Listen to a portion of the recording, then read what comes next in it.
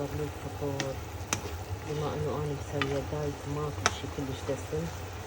هذا صدر الدجاج كان قطعة من الأفخاذ، هيك قطع صغار بعد أسويه.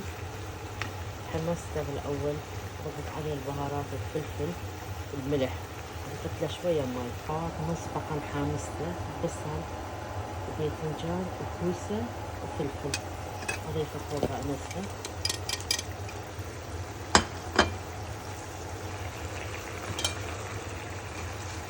أضيف خنجور،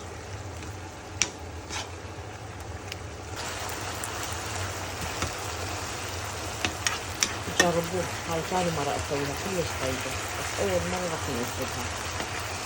شوفوا الطريقة كلش حلوة سهلة وبسيطة، يراد لك فطر بس.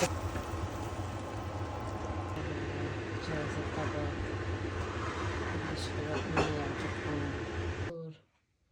سعيد إن شاء الله علينا وعليكم، ربي يتقبل مني ومنكم.